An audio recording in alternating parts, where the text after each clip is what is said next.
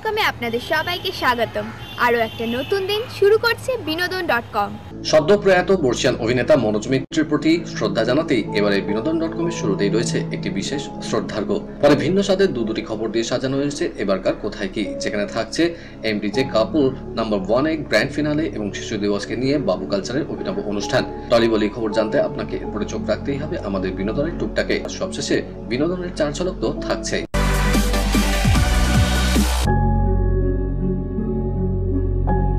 আমাদের কাজ সেই গল্পটা বলা। সিনেমায় না পারি, থিয়েটারে না পারি, বই লিখে গল্পটা আমাদের বলে যেতে হবে, সৎভাবে প্রাণপণে বলে যেতে হবে। একজন দর্শক থাকলেও তার জন্য বলতে হবে নন্দ। প্রয়াত বর্ষিয়ান অভিনেতা তথা নাট্য ব্যক্তিত্ব মনোজ মিত্র দীর্ঘদিন ধরে বার্ধক্যজনিত নানা রোগে ভুগছিলেন তিনি। বেশ কয়েকবার তাকে ভর্তি করা হয়েছিল হাসপাতালেও। সল্টলেকের একটি বেসরকারি হাসপাতালে শেষ নিঃশ্বাস ত্যাগ করেন তিনি। বয়স হয়েছিল 86 বছর। মনোজ মিত্র ইহলোক ছেড়ে পরলোকে গমন করলেন বাঞ্ছারাম। আমার মুখ যে তোমার কি একটু আগে মারা উচিত নয়? তাহলে কেন শুধু মুধু এসব দুধ মুধ বড় কারো জিনিস খেয়ে মিছিমিছি সময় নষ্ট করছে বলো তো?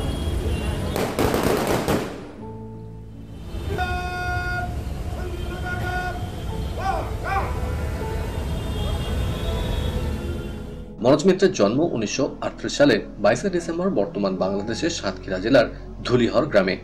1958 সালে স্কটিশ চার্চ কলেজ থেকে দর্শনে অনার্স সহ স্নাতক হন তিনি। 1957 সালে থিয়েটারে অভিনয় শুরু। 1979 সালে চলচ্চিত্রে হাতেখড়ি তার।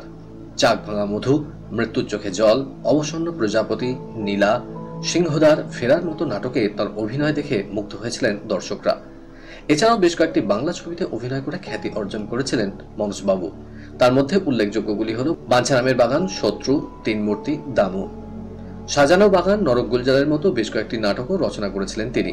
নাটকে অনবদ্য অভিনয়ের জন্য 1986 সালে পেয়েছিলেন সঙ্গীত নাট্য একাডেমি অ্যাওয়ার্ড। এছাড়াও 2005 সালে এশিয়াটিক সোসাইটির তরফে মনোজ মিত্রকে স্বর্ণপদক দেওয়া হয়। তার মৃত্যুতে শোকের ছায়া গোটা বাংলায়। মনোজ মিত্রের প্রয়াণে আমরা গভীরভাবে শোকাহত।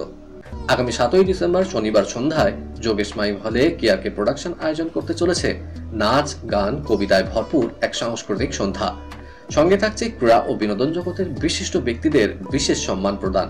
বিশদ জানতে আজই ফোন করুন 9836938876 9836938876।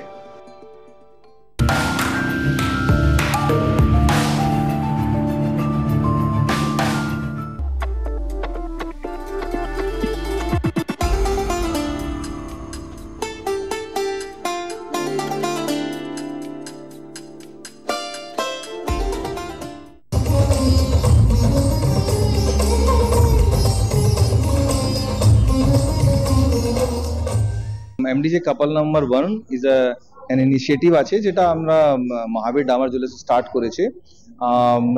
It is open to all people, not only our customer, but it is open to everybody, and to give an experience to all the couples who are participating in this, we have created it.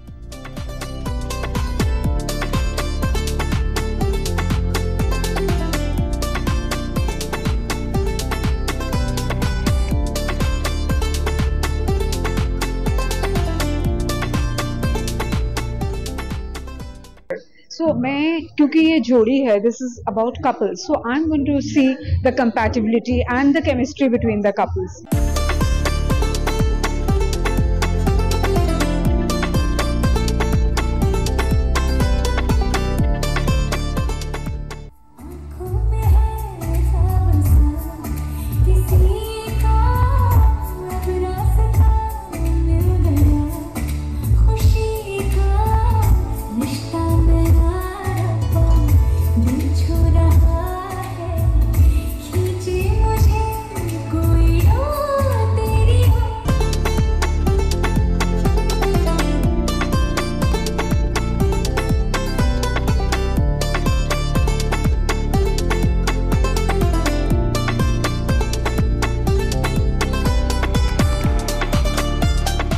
আজকে শুধু 2 ঘন্টাই নেই, আমি সবকিছু জেনে যাব that কত দুজনের মধ্যে সমানতা আছে, খুব খুব ভালোবাসা আছে। তো আমি এক্সাইটেড, মহাবীর দানওয়ার জুয়েলার্সকে বলবো দ্যাট খুবই ভালো যে এই কম্পিটিশনটা যে তুমি তৈরি করেছো।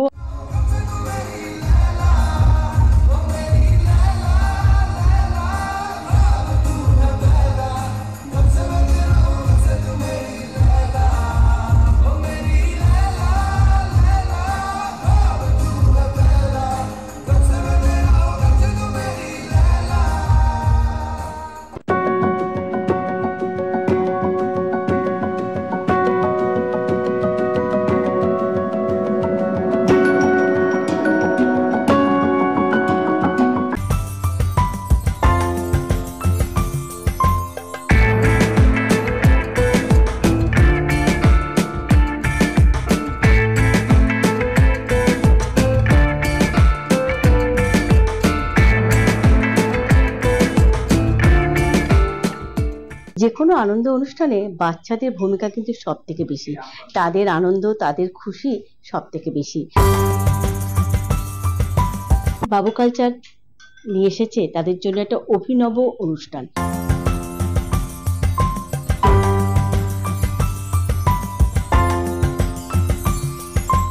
দেখতেই পাচ্ছ আমাদের ছোট ছোট খুদে শেফরা আজকে নিজেদের হাতে আমাদের জন্য রান্না করছে। এটাই আমাদের কাছে সব থেকে বড় প্রাপ্তি। যারা আমাদের মানে আগামী প্রজন্ম, ওরা এগিয়ে আসছে। সব সময় তো শিখিয়ে রান্না করাটা ভালো লাগে না, ওরা এত একটা ইন্টারেস্ট নিয়ে এত সুন্দরভাবে একটা জিনিস তৈরি করছে, এটাই আমাদের কাছে সব থেকে খুশির একটা আনন্দের জায়গা।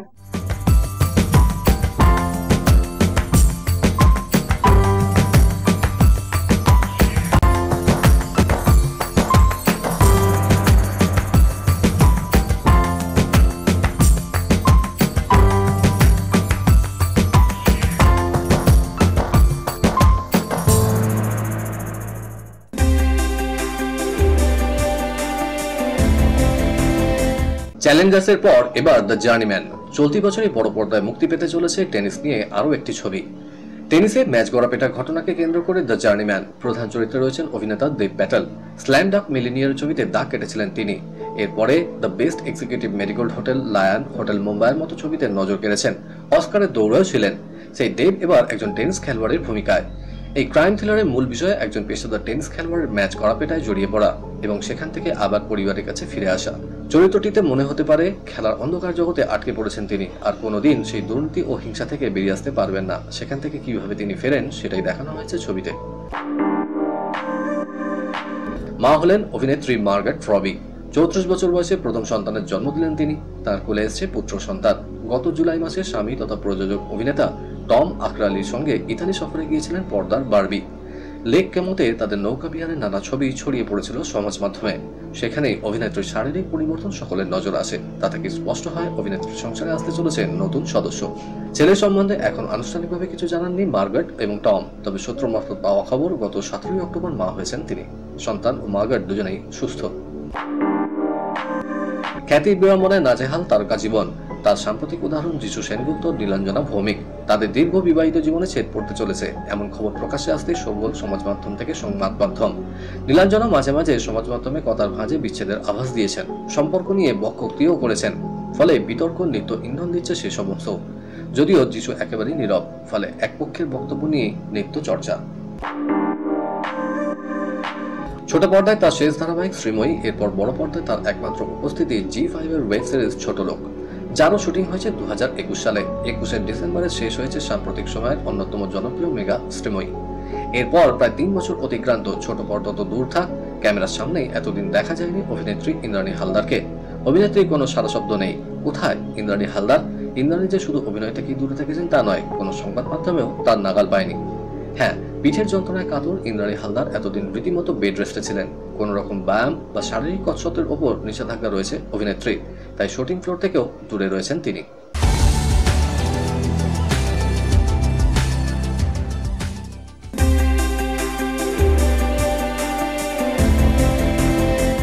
নিজের 2 কন্যার জন্য এবার কাগজে বিজ্ঞাপন দিয়ে পাত্রের খোঁজ করছেন জাদুকর পিসি সরকার। পণ্ডিত অজয় চক্রবর্তীর ভাই সঞ্জয় চক্রবর্তীকে মুম্বাই থেকে গ্রেপ্তার করেছে পুলিশ। তার বিরুদ্ধে নাবালিকাকে যৌন নিগ্রহের অভিযোগ রয়েছে। এবার লেডি সিংহাম তৈরি করছেন পরিচালক রোহিত শেট্টি, আর সেখানে পুলিশের চরিত্রে রয়েছেন দীপিকা পাড়ুকন।